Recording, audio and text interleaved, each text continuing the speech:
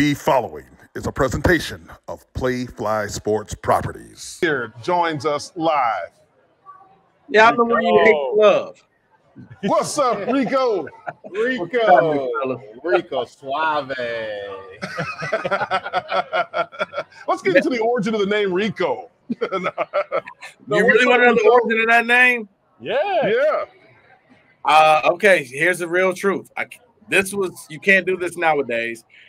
I came home with no name. I was baby John Doe, and my father was watching the movie Little Caesars. Well, originally he wanted to name me Guy, and my mother was like, absolutely not. Try again. So he's watching the movie Little Caesar, and the main gangster, the main character was named Little Rico. So that became my name. And the gangster you are. Isn't that something? Names have meaning. Yeah. That's outstanding. Now, Rico, we wanted to talk to you because you are the resident expert on Michigan State when it comes to the Detroit market and around the country because of your background at Michigan State. Now, this being rivalry week, I know that you guys have been talking about a lot of different things and trying to dissect this game and looking at the seasons that each team has had. You look at what's happening in Ann Arbor versus what's happening in East Lansing.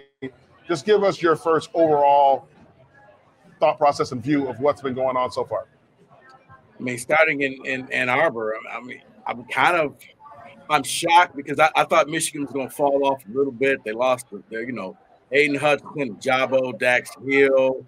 You lost the other running back. I forgot his name, but they lost a lot of people. So I thought maybe they would take a step.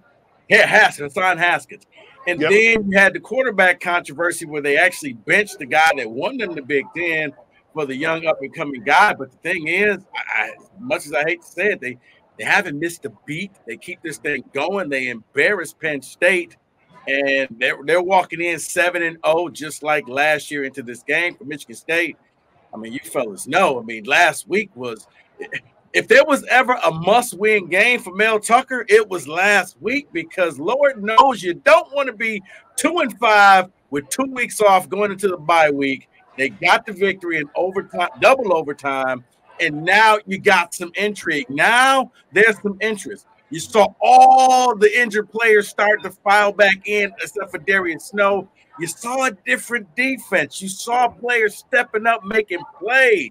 And now, it went from fire everybody to wait a minute, maybe we got a chance here.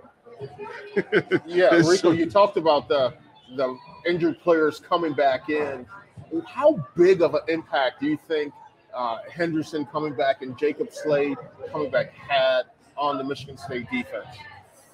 I think both. I mean, I think Henderson from the leadership standpoint of calling the plays back there from the safety position, as Otis knows, I mean, you're like the quarterback on defense, but Slade, I think Slade playing on the D-line, it freed up a lot of things, and getting a lot of other guys back on the D-line would allow Jacoby Windman and Aaron Brule to go back to playing linebacker spot. And now what you saw was speed and athleticism back at linebackers for Michigan State.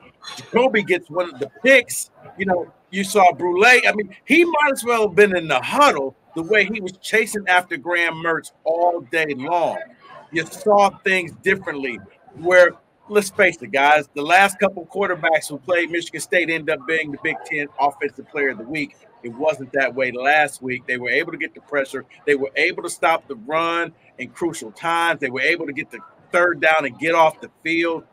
That's what those guys bring. It's the experience. It's the been there before, and you allow players to go back and play their position. And now the guys who were playing, God bless them, but now they can go back to being the depth for Michigan State instead of being forced to be the starters. Yeah, Rico, you've been part of the game or this game when you talk about broadcast and like media for a while. I mean, when we played, you were a part of it, and we talk about the old teams back in the day, the Spartan football history, and then like this team right now. Have you even thought about like what team relates to this team and what we went through in the season? Have you ever seen this? How we've kind of battled? We had an 11-2 season, Then we kind of flip-flop the next season. Can you tell us about like seasons that kind of compare to this one right now? Honestly, Otis, I think this season reminds me a lot of the 2012 year. You had just come off of winning the Big Ten. Things were looking great, and you saw all the promise. And then all of a sudden, the bottom kind of fell out. And then you went from, I expect them to be, a 10-win team. And now you're making deals with the devil. Okay, can we at least be a 9-win team? What if I go to church? Can we get to 7? And I remember you had to win the final game, I think, against Minnesota or somebody just to become bowl eligible. And I think that's where you're at this year. Now, let's hope that it goes the same way, because in 2013 is when everything changed for Mark D'Antonio in Michigan State. And that was probably the 3 best years I've ever seen at MSU, where not only were you expected to win, but you were part of the elite. You were one of the big boys. You sat at the head of the table. But, yeah, you struggled in that 2012 year. You had players, but you just kept scratching your head because there were a lot of games you thought you were going to win, but they just came up on the other side and they were losing them. Yeah, you talked about the 2012. You're talking about the Andrew Maxwell led team that then in the Buffalo Wild Wings Bowl you saw Connor Cook come in the ball game and come from behind to win that game out there in Tempe, Arizona, which was a precursor for the 2013 season, where we know that Connor Cook goes on Big Ten championship, on to the Rose Bowl, and there's a Rose Bowl championship, and it's a changing of the guard, if you will. Michigan State then propels itself into a different position, into the elite spotlight. Now, right now, there's been a lot of focus during the 4-game slide on position coaches, coordinators, people calling for heads, also looking at the players out of the portal versus building a culture. Mel Tucker, a guy who has a resume that's pristine. He's coached under some of the best coaches in the world. 10 years in the NFL, brings an NFL mindset to East Lansing and brings in a lot of transfers. Mm-hmm. Last year, we know he hit the jackpot with Kenneth Walker. This year, he finds Brule and then Jacoby Windman. You talk about the decision to go with the portal more so than just trying to build through the recruiting. And what do you think what a job that he's doing so far in East Lansing? I mean, I look at it, and when you go through the portal is the quick fix. It's the Band-Aid. And I think a lot of people have really taken this, and I hate to say it, but my fellow brethren in the media, they're lazy. They don't really want to put in the work when it comes to Michigan State. They just come up. One person says it, and everybody else just acts like a parrot and repeats it and repeats it and repeats it. When it comes to other teams, they actually do their homework. The portal is a quick Band-Aid. The portal helps you right now. Long term, you got to develop your own players, and that's through recruiting. But if you want to be real about it, yeah, Tucker has to use the portal because he had over 50 players leaving the program, and you got to replace them quickly because you can't bring in another 50 freshmen and expect to win. So that's why you see the Brules and the Women's and the players like that. But deep down, he wants to use his own players that he kind of grooms and cultivates. But if you really think about this, in 2020, he was stuck with that class. He had zero to do. I think he convinced Jordan Simmons to stick with his commitment and come back. Okay, so that was D'Antonio's class. Into the 2021 class, he had to recruit guys he wasn't able to bring to campus. He wasn't able to go to their school and watch them play football because some of them had their season canceled. There were no camps in the summer where you could watch them. So you had to go on Zoom and kind of bring in people who you had to. It was almost like a blind date. You really didn't know what you were getting. You were stuck with. The 2022 class was the first class he was actually able to go and see exactly what he wants. You know what? Those guys are true freshmen this year. So that just kind of tells you where he's at as far as his program goes. So he's going to need a little bit more time. So that's why he goes to the portal. And the portal, guys, is, as I like to equate it, it's like shopping at the Goodwill or the Salvation Army. You may find something that you absolutely have to have. And sometimes you see the stories where somebody throws away a Picasso and you realize what it is. And you're like, wow, look at this. Or it's something in there and nobody knows what it is but you. That was Kenneth Walker. But most of the things at the Goodwill store are just things that other people disregarded and said, I don't need them. If you can use them, go ahead and use them. So when people think, oh, you just go in the portal, well, if you're really good, you know, CJ Stroud and Bryce Young don't go into the portal because they're good and they're playing. The portal is more so guys who need a second chance, need to go someplace else and get a fresh start. Most of the time, it's not going to work the way that people think that it's going to work. You're going to end up with your Kavarius Crouches of the world. But every now and then, you do get the Jacoby Windmans or the Kenneth Walkers, and they really help out the team. Yeah, I totally agree with you 100% on that portal, because my thought on the portal is there's a reason why players are in the portal. So with that, do you think Michigan State's going to start tapering off, jumping in the portal as much as they are, because Coach Tucker's getting his foot in recruiting and starting to bring his guys in?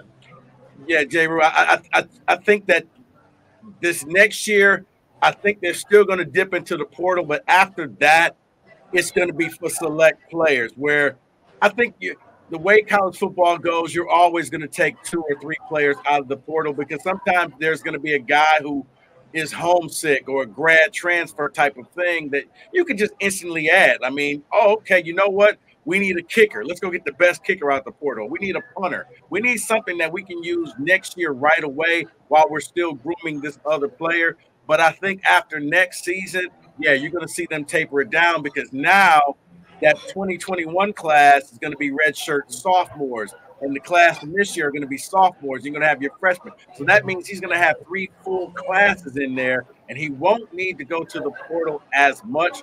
I do think that some positions you're going to constantly always look into the portal. If it were me, look, I'm not Mel Tucker, but I got to be honest with you. If I'm a head coach in college, I don't know how much I would recruit a quarterback. I would just look, and I would look at somebody at another school in the MAC or in a smaller conference who's lighting it up. And you know, kind of like Jaden Reed. Okay, you could have been the man at Western, or you can come and play with the big boys and really be the man at Michigan State. So there are a few positions. That's just me. I would look, because it takes a lot to groom a quarterback. And as you know, in college football, if you have that quarterback can win you a couple games. Just look at what happened with Washington, and them going out and getting a QB and how much better they look than last year's team. See, I kind of disagree with you a little bit on that, because if you get a quarterback in, you get to teach him what you know and his system. If you bring a transfer quarterback in, you got to break his bad habits that you didn't like about him, and then teach him. So don't you think that's going to take too much time? And especially in a win now industry that we're in for college football, like that, I don't think that correlates. Well, no, but see, that's why I say you want to go down and you want to get somebody who's been lighting it up in a smaller conference. Somebody, I mean, case in point, you look at a guy like the Bailey Zappi. Now, he's in the NFL doing that, but he was at Western Kentucky. And we all saw him hands-on, like, this kid can throw the ball. Imagine if he had the types of receivers that MSU had rather than the Western Kentucky. So I get what you're saying, Jehuu. Yes, you do want to groom a quarterback, but I'm talking about a guy who is just on fire, but he's just in a smaller conference. That type of quarterback, not just somebody else's second or third string guy who hasn't played. You have to show me. I'm looking at the tape with how you threw 4,000 yards last year in a smaller conference. Yeah, I'll bring you in, and then I'll let you compete with the guy that I already have, and let's see, best man wins. I think that's a great point. You brought up Zappi. He was actually a transfer to Western Kentucky from a smaller Division II, III type school before the Western Kentucky staff brought him in, where he lit it up. And we saw him up front, and he threw for about 300-400 yards against the Spartans. which was kind of customary a year ago, but he's still doing it now today for the New England Patriots. Now, Rico, I want to ask you, we asked a lot of people about the new NIL era that we're in, and how does that play in to the transfer portal and how you may be able to find some hidden jewels in that, you know, the rummage sale, as you talked about, the Salvation Army, where there's going to be some kids that are going to be promised a lot of money. You know what? Here's the thing. Maybe they don't live up to it. Maybe the coaches or the alumni who are in these collectives, so to speak, renege. Yeah. And you may find some talent in that said person that goes into the transfer portal because of NIL. What do you think about that? NIL is a slippery slope. And first of all, you know, I'm all for athletes getting paid. I'm 100% for it. I wish you guys could have got paid. Because, I mean, we do too. You were the team. Here. Right. I mean, you went out there and you played, and, you know, coaches went out there and made a ton of money off of your backs and other stuff that you guys did. Now, that was just the day and age that we live in. But here's the slippery slope when you do that. I'm more so, you pay somebody NIL money when they've achieved something, not off of promises. Because if you promise, you know, all of a sudden, there's Otis, and I want to bring him in, and I promise him, Otis, here's $500,000 if you come in and play safety for us. But he comes in, and he ends up getting benched. I still got to pay him. And the next time I see somebody else, they're going to want money because they're going to say, well, you paid Otis, so you're going to pay me. And now I go to whatever sponsor or booster, and they're going to be like, well, what about Otis? I'm still paying that bum Otis. Not that you're a bum, Otis. You know what I mean? Don't go. Figure of speech. What's a figure of speech? Get him. I'm still paying this guy. So I'm not paying another guy another $500,000 for him to come here and not do anything. So you lose credibility. I'm not one of the ones who do that. Texas A&M, they paid a lot of recruits to come to Texas A&M. They had the #1 class. And you look at Texas A&M now, they can't do the same thing because a lot of the boosters are saying, well, what did we pay these last guys for? They're not even on the field. We just lost to App State. We stink. So, no, I'm not paying these guys. So that's the difference. Yeah, Jason, it sounds good to do that. But once you go down that road, you can't ever go backwards. Like Miami, I think, is going to run into that problem, how they're paying a lot of recruits to come there and a lot of transfers. If you don't win right away, that money will dry up so quickly. And now the players who are already there are going to say, well, where's my money? How come I'm not getting this? I'd rather do it the way that Ohio State does it, where the stars, once you do something, C.J. Stroud is tooling around in a Range Rover or something. Like he's got some fancy car. You know what? He's earned it. And I'm cool with that.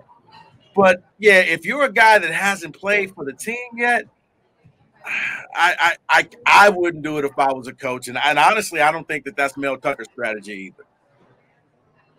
Rico, you talk about what is it going to take to get the confidence back fully, 100% for Michigan State football.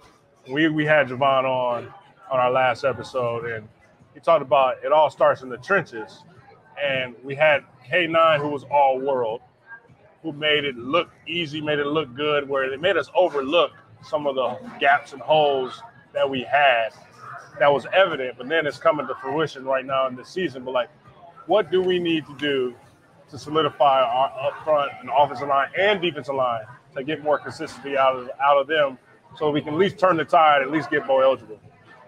I think, man, you nailed it. I mean, in order to win, you need NFL players on your offensive and defensive line. You need guys that are going to the next level. K9, I mean, it was fool's gold. K9 had more Barry Sanders in him than what we really thought. And for those who watched Barry, they knew that Barry had a good offensive line, but he really didn't need an offensive line. He did it pretty much all on his own. And that was Kenneth Walker. People were like, oh, look at this. But no, it really wasn't there. People were more afraid of Kenneth and K9 than they were of anything else on the offense. They're not afraid of anybody right now because they know they can get to Peyton Thorne whenever they want to get to Peyton Thorne. They know that they can stop the running backs. Well, at least lately, Elijah Collins looks like he's that fall forward running back, but it's still not the same. But yeah, you need NFL players, and you need bigger guys on the offensive line. And they brought in taller guys. A lot of guys, 6'5", 6'6", 6'7". I think they even got one recruit that's 6'8". Now you got to bulk them up and pray to God that they have some blocking technique in them. Now you got to get them some experience on the defensive line. You need people, you need speed, and you need size. You need some run stoppers. You need some guys who can come off that edge. And when you look at the years 2013 to 2015, MSU had a lot of NFL players on both the offensive and defensive line. And I think that's why you saw such great success. Because if you can open up the hole, they were able to make, Jeremy Langford comes in there and replaces Le'Veon Bell and doesn't miss a beat. Why? Because the offensive line opened up holes for him. And on the defensive line, you had Shalik Calhoun, you had the Marcus Rushes of the world. You even had Malik McDonald before Malik went full Malik. You had the Lawrence Thomases. You had players that all ended up in the NFL. That's when you start winning. And I think they have the core of that, but I think a lot of these guys are just really young. That's why I keep telling people, you know what, it hurts because you saw 11-2 and you thought that it was going to continue that way. If you let Mel Tucker continue his process, I do believe that, man, in about 2 years, he'll be back to winning a lot of games and the Spartan fans will feel good. But Spartan fans, you know what? I'm not going to get into this. Spoiled. No, I'm not going to get into it. Oh, we got to get into it. We got to get into it. No, because we get into it. Dude, some Spartan fans are the most superficial and insecure fans ever. Like, as soon as when everything is great, yeah, Tuck coming, chop, chop. And as soon as you lose a couple games, is oh my God, what are we paying this man? And we're losing and fire them all, and we suck. And when's basketball season starting? It's like, guys, stick with it. You're not going to win all the time. And I constantly have to tell people, like, this man really has 2 classes that's his in this program. This is his 2nd year. I mean, yeah, 2020 was great because they beat Michigan, but let's be real. 2020 was fugazi. It really didn't exist. I mean, think about this. It was about an extension of spring ball. Indiana was one of the top 4 teams in the nation. Let that sink in. Indiana. The Big Ten had to pull the okie doke so that Ohio State could go to the playoffs and leave Indiana out of it, because Michael Penix in Indiana was actually the better team. Yeah. So, Rico, you talk about giving Coach Tucker a chance and let him get a couple years in. So we go 2 years, and where do you see this program going? Do you see a predominantly year in and year out 10-win team every year, or are there ebbs and flows? No, where do you see the projection of the team?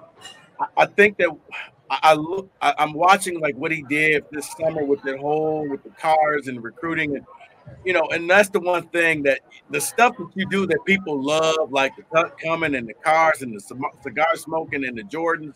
Those are the same things that people make fun of you when you lose. But I watched what he did this summer with that. He was able to get in the ear of a lot of the top recruits in the nation. He didn't get everybody, but newsflash, Alabama doesn't get everybody. But he did secure a lot of people, a lot of top talent so far has committed to Michigan State. And you still got a couple other guys that are going to flip from other schools and commit to Michigan State.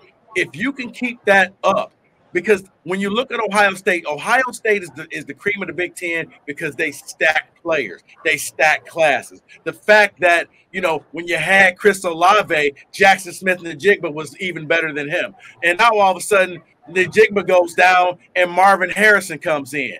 You stack players. The fact that one of the Bosa brothers goes down, but Chase Young just fills in that spot, because you keep bringing in these players. And I think Mel Tucker's geared up that way because he knows in order to get to the Big Ten title and win it, you got to beat the Buckeyes. And that's something that a lot of coaches get stuck on Michigan. beating Michigan is not that big of a deal. D'Antonio showed you we can beat Michigan consistently, and that's not. You have to beat the Buckeyes. The road to the Big Ten title, the road to Indianapolis, always goes through Columbus. The years that Michigan State has beaten the Buckeyes, guess what? They won the Big Ten title.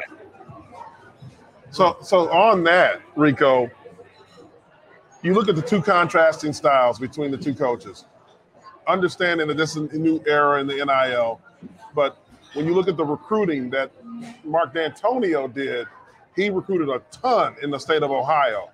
He wanted to get guys that came out of there and had a chip on their shoulder because they may have been passed over by the Buckeyes, because he knew the same thing, that the road to the Big Ten championship goes through Columbus. He coached there as a defensive coordinator when they won the national title.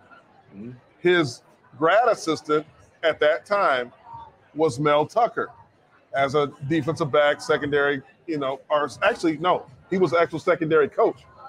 He was grad assistant here at Michigan State. Mm-hmm. Well, Mel doesn't recruit Ohio exclusively. He recruits the entire nation. So when you look at the different styles, because I've heard other former players say, we need to recruit more Midwest guys because we need to win our backyard in order to be able to compete with Michigan and Ohio State. What do you think is the correct philosophy moving forward in recruiting? Well, Jason, here's how I look at it. Ohio State doesn't really recruit the state of Ohio. You want to beat Ohio State? You look at where Ohio State's players come from. They come from Texas. They come from California. They come from Florida. Yeah, they'll take the cream of the crop from Ohio, but they don't.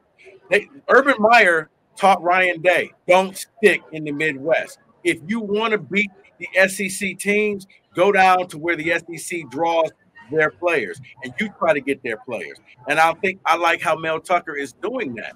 Because, yeah, once you beat Ohio State, now you're going to end up playing Georgia and Alabama and the USCs of the world, I think, down the road. You're going to need those players who can match them speed for speed. So that's why I like when I see Tucker going down into Georgia and into Florida and bringing in kids from Texas.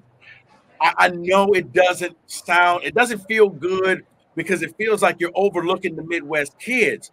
But, guys, I mean, seriously, when you look at this, especially with like the charter schools and like that, a lot of the Midwest kids are leaving the Midwest and going to play other places. So if you want to beat the big boys, yeah, you need to go and shop at the same grocery store that they shop at. And they don't come to Michigan. They don't come to Ohio. They're in Texas. They're in Florida. They're in California. They're in Georgia. So if you want to be like them, you got to recruit like them.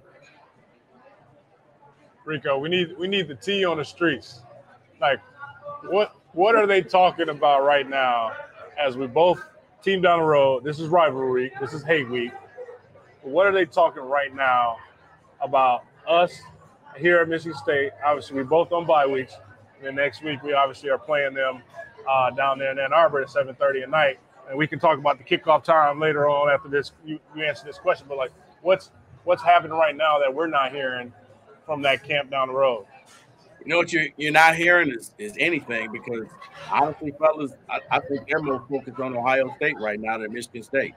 Michigan State's a speed bump. Michigan State is, let's just not trip over them. Let's not lose to them, but they are more focused on the final game this season. I think it's November 29th or something, and Saturday in Columbus at noon. That's where they are, because they feel like there's no other team in this conference that can match up with them.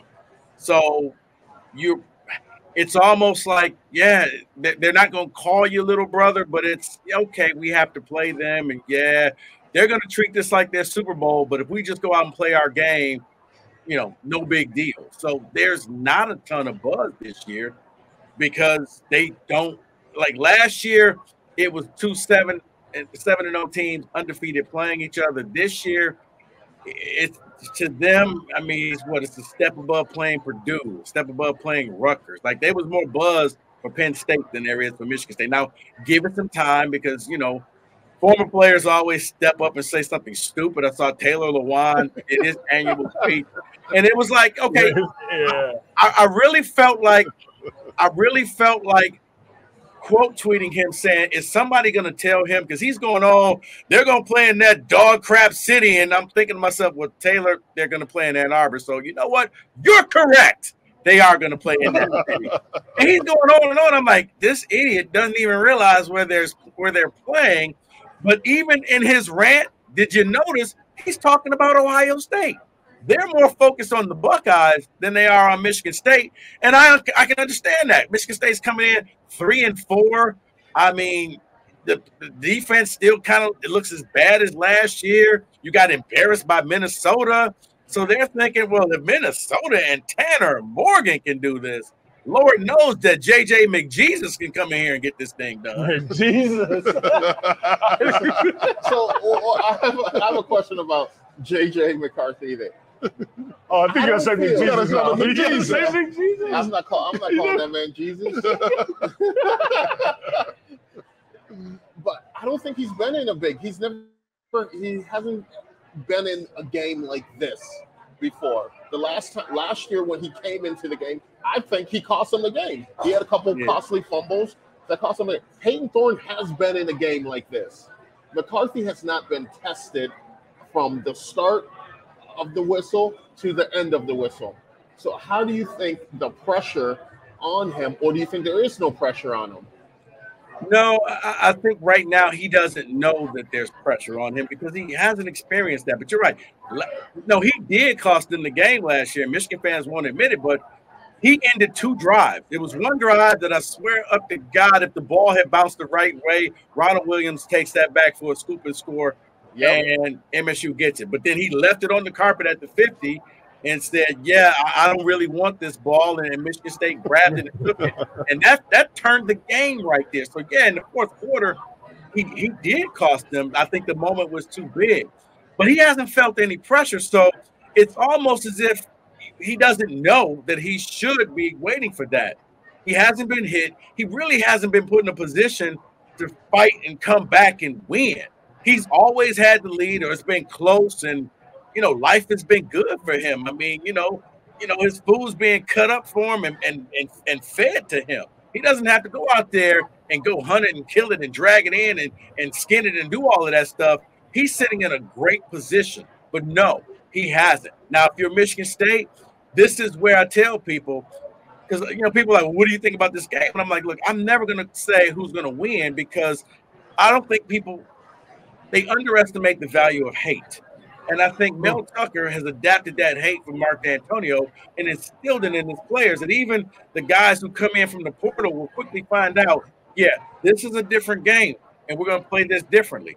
If MSU can get in there and hit him and make him uncomfortable, then we're going to see what he has to do. But right now, oh, man, it's all sunshine and rainbows for him because he's got a great offensive line blocking for him. He's got 2 really great running backs back there that he's yet to feel the pressure of what college football is. They played a cupcake schedule to start the season off with. So this could be the first time that, yeah, you're going to get that hit that comes in that's a little harder than Hawaii hits you. Yeah, without question. So do you think – I'm sorry, Shrek. Do you think because the fact that he has that pressure? He said Shrek. Oh, come on now, baby boy. That might be. Rico, no, don't do it that way, man. No, but you talk about the pressure that McCarthy, hasn't felt this year. Do you think possibly that's a advantage for him? Or do you think it's a disadvantage that he hasn't felt that kind of pressure in his career? I do think it's a little bit of a disadvantage because let's face it. You guys know as former athletes, that's when you find out who you really are. Everybody feels good and is great when things are easy, when you're playing in some scrimmages and when you're playing, Division III teams, everybody looks good. But what do you do? How do you handle yourself when adversity hits? And it hasn't. And that's not his fault. He plays on a really, really good team, and he's very fortunate that he has it. He beat out the incumbent quarterback, and now, like I said, Life is just great for him. He doesn't have to go out there and throw the ball, 30 times, because he can turn around and hand it off to Blake Corum or Donovan Edwards. But yeah, you do want to see, like last week's game, Peyton Thorne showed me exactly what he was about, because that was a game that Michigan State had to have. That was a game that Michigan State wasn't leading until the fourth quarter, and then it got tied up and it goes to overtime. And the way he kept that team together, Peyton Thorne had one of his better games.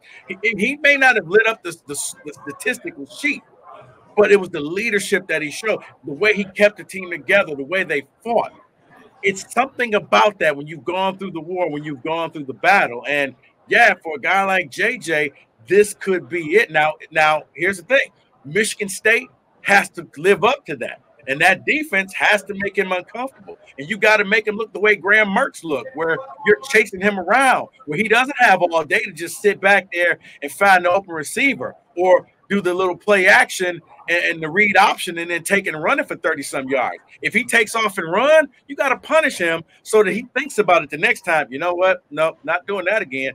I'm going to hand it off to you running backs. That's your job. I'm not taking the punishment. You have to make that man uncomfortable, because if you don't let JJ feel the pressure and the hits, he'll tear you apart. Absolutely. Who do we need on both sides of the ball, obviously from us, to show up, show out, to win the game down there? I'm getting right to the point, because we need to win. Like, this is that season where that only game we mark on the calendar is like, we can lose everyone, but we beat that team down the road, it's successful.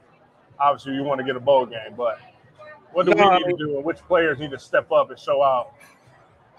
No, actually, Otis, it's sad, because you're right. This year, for years, it was great that, whether you won the Michigan game or not, that wasn't the focus. But this year, yeah, it'll make Spartan fans feel a lot better, and I'm sure the team will feel a lot better. I mean, I look at a lot of it on defense. I mean, you need Jacob Slade to come in there and be that force. You need somebody coming off the edge. This is a good game that Brandon Wright can just show up, use that speed. Jacoby Windman, Goulet, looking at X in the secondary. A guy that I expected more out of a guy like Amir Speed, and I haven't really gotten anything like that. Offensively, man, you need Peyton Thorne to be Peyton Thorne. You need him to go out there and find his receivers. And you know what? I like how when you hit guys, when you got one-on-one coverage, use that. Use Keon Coleman. Use Jay Reed. Use those guys. Hey, if you want to cover Malik Carr one-on-one, you saw what happened last week. When Malik catches the ball, it now becomes a business decision. And there was a whole lot of Badgers that said, nope, I don't want to be part of this. Not today. I ain't taking none of that. That's the truth now. Yeah, he came off the ball, and he was wide open, man. They said, both linebackers said, go ahead, you go ahead. And you know what? Hopefully he misses it. Here's the other person. I don't even know, because I know in a game like this, here's where Michigan does have the advantage. Man, Jake Moody is money. When he lines up, that's 3 points. For Michigan State, I mean, when was the last time they made a field goal? I mean, every time it's just like you're sitting there and you're praying and hoping to God. I mean, in the last week, it's just like, okay, can you kick this? Okay, is this Little Giants? No, this was just a bad snap. Okay. Overtime. I mean, 2 different snappers, right? Yeah. And 2 different kickers. This is JU's favorite topic right here, because he thinks the kickers aren't even people. And so Michigan State right now struggling a little bit in the specialist department.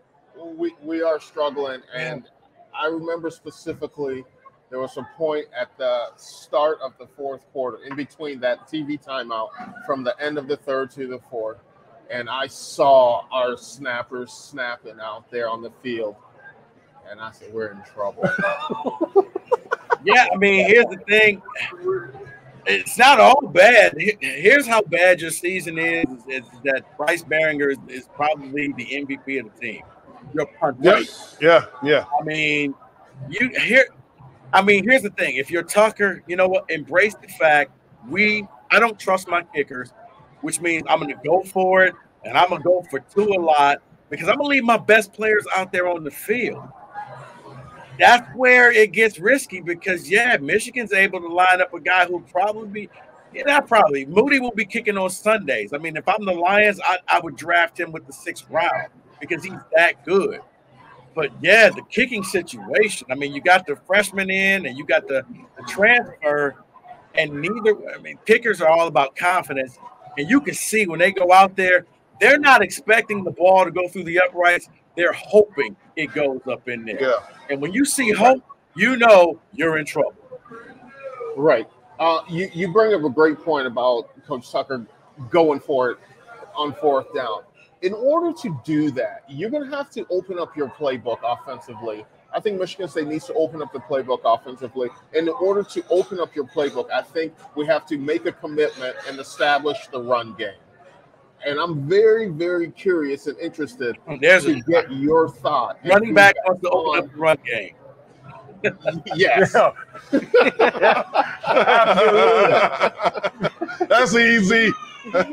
No, but seriously, if you want to do those flea flicker plays, those reverse passes, I think the main reason that we got away with those plays this past game against Wisconsin is because we were able to run the ball. We had 99 yards rushing offensively this past game. So what are your thoughts on the running back and the running back by committee, and why is Elijah Collins not getting the carries he deserves? You know, it's funny. I can answer that one first. Somebody asked me that today, and I wonder if there are some players, and this is that exceed and they do better coming off the bench. And you see this a lot more in basketball where there are players that, you know, when you start them, they're okay. But for some reason, when they come off the bench, they're able to do a lot better. I mean, like Malik Hall last year in basketball, when he started, he was scoring 3-4 points. Well, he came off the bench is when he was scoring 19 and 20 points. And I wonder if that's the same with Elijah Collins, where he starts and he's okay. But if he comes in there as the game progresses, he's able to just do his thing. Now, either that or maybe they know what they're getting out of Collins and they want to see what can we get out of Broussard, what can we get out of Berger, because I know Elijah's going to bring what he's going to bring. So let's see if the other two can do something and we can pair them up with Elijah. But that's the question that a lot of people want to know, because you see what I see. Elijah Collins should be getting a lot more runs. He's the best running back as of now.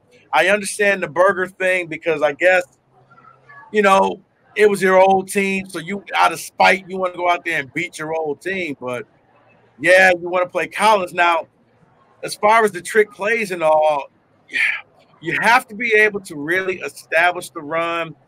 And the other thing you have to be able to do, and I'm sorry, but Jared Horse, he's a walking 15-yard penalty. He will do something. Absolutely.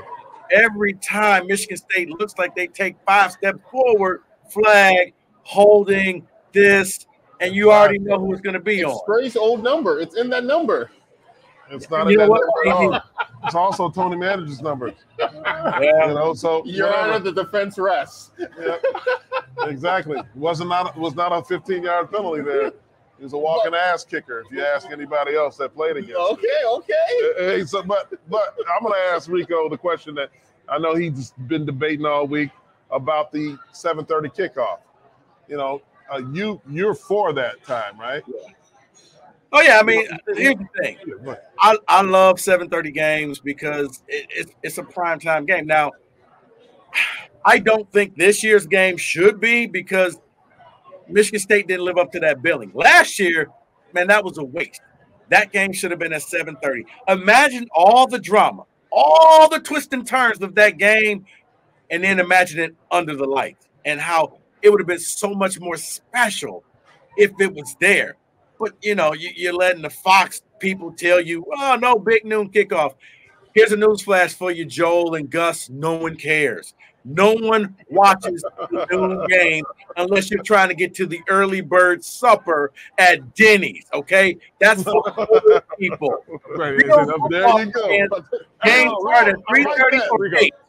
I like that. But numbers last year, it was the most watched. game. It Like, was. let's give that a viewers' impressions, which is important. But ESPN for any has the sponsor. rights. Who's Okay, these viewers, man? Okay, but here's the thing. Yes, people watched it, but once again, if you're in the desert and you haven't had water in 2.5 days, and I give you dirty water, you're gonna drink it because you're thirsty. It ain't what you wanted, it's what you got. And they basically said, take this dirty, grease-filled water and guzzle it down, and you're playing this thing at noon, and you got no say-so. I'm hoping that I like the night game because I do think it just feels special. There's so much more to playing under the lights, and you guys are athletes. It just seems like even the players, you get a little more amped up knowing this is special because there's not a lot of teams playing right now. So we got a lot more eyeballs on us. Let's face it, that game last year could have been played at 8 o'clock in the morning. It still would have been the #1 game. It's true. So the question for you guys is, because Rico hit on this, being former athletes that played at this level, did you like playing the night games? Unquestioned. There's no question about it. We love playing at night. We always used to say the dogs come out, the freaks come out at night. The dogs come out at night. Tell it on yourself now. I'm just saying, hey, look. Your wife made game under the lights, 8 o'clock kick, 7:30 kick. Your wife knows all about this. 42-3 at halftime. That's all I'm saying. So these are the things that happen. Okay, that's Otis. Did you like playing? Listen, it's indifferent, depending on how your body's feeling. I mean, it also depends, like Notre Dame, absolutely. It's for game, right? Michigan, absolutely. Brings you that Friday night, like night lights-esque type feel. Northwestern, absolutely not. Noon. Get in, get the job done, let's get home. Wow. I feel the exact same way. I think in college football right now, there are too many night games. Spartan State, it used to be super special when you played under the lights. Now that's watered down. There's too many night games. Let me play a noon game, 3:30, yeah, and let me go have dinner with my family. See, this is the old man. Okay. This is the old man talking. This is Jehuu, the old man, talking about going home and having dinner with his family. This is what we talked about. Not dinner. Supper. Not dinner. Who is the guy now? Supper. The pea soup. Right. Where's the restaurant? Bill Maps? I'll put it out there. I will put it out there. You guys always give me grief about this, okay? You trying to go out. If I play a noon game, I go have dinner with my family, I can still be at Rick's or the Land Shark by 10. Okay? Jay, you trying to hit up the beef carver. Here's what I got to say, though. But think about this. I think, especially as the days get shorter, the 3:30 game is the perfect compromise because you start off in the day and you finish at night. So I think everybody's happy because, okay, think about this. What would the 2015 game look like with Jalen Watts-Jackson scoring, but it was in the day? It was something about the night that made that even better. That to seeing the Michigan fans in their faces and the darkness around them as they all wore their yellow. It was the night that really made it feel that much better. Yeah, I mean, Jay, think about how sweet it would have been when you see a guy like K9 score that winning touchdown last year, but it would have been nighttime with those dark unis on. Man, that would have been sweet. Man. I mean, it was overcast, so it was kind of dark. When he's blowing kisses to the fans. But don't get me wrong, I am not against night games. I just think there are too many night games in college football right now, and it takes away the mystique, the specialness of it. And I agree with you. That game last year at night, beautiful. Right. Another game at night, perfect. Notre Dame at night, perfect. Like I said, but Michigan State has not played a noon game this year. It's problems happening in the Caulcrick household. We got to get him home earlier. I mean, I get it. Networks, please help Jehuu get home earlier. I think that some games do scream noon. Okay, unfortunately, like Michigan State Rutgers screams noon. That doesn't say nighttime. Nothing about it. Or as Otis said, you play at Northwestern, that says noon. But yeah, there are certain games you play at night. But here's the thing, Jehuu, with all the $1 billion being thrown at TV networks, it doesn't matter anymore. The nighttime, they're looking for the ratings, they're looking for the money. And noon game, you know what a noon game is? It's the appetizer of Saturday. The noon game is what you have on the background as you're cleaning your house, or the noon game is something that you're as you're driving in your car, going to the Home Depot or the Lowe's, going grocery. It's background noise. You're not really paying attention to noon games because it's normally again a really good team versus a really bad team, and occasionally you pop in to try to see what the score is. But it's on, but you're not watching it. You don't really sit down to watch football till the 3:30 games come on because that's normally the more marquee games. Whereas noon, yeah, I mean, look, Fox went out and they sold their soul to Michigan and said, we're going to cover them for an entire month. You know, it almost is like Michigan needs to get a restraining order out on them because they literally followed this team for an entire month. They turned Michigan, Indiana into the big noon game. No, that's not a big noon game. That's just a BTN type of game. But that's what they did. But did you really care about the Michigan-Indiana game? No, I didn't. I mean, I listened on the radio as I was driving up to Spartan Stadium for Michigan State's game. Noon games, yeah, they're the appetizers of the day. They're the less important games. I mean, hell, Rico, not to mention that half the country is still sleeping. It's like 9 a.m. for most of the country. You know, so you know, there's a huge segment of the country. A huge moves out west for 6 months. Segment of the country that is watching that game at 9, 10, or 11 a.m. Yeah, I lived out west, Trey. So you know, a lot of the people said, "I love waking up and watching NFL at 9 o'clock." Here we go again. I'm done and dusted. It's the geriatric ward. We're not talking about. There's more to life. I love my elders. Listen, I love my elders. If you have to put a disclaimer on it. But Jehuu, you know, like we're talking about like the kids that are playing the game. How about that?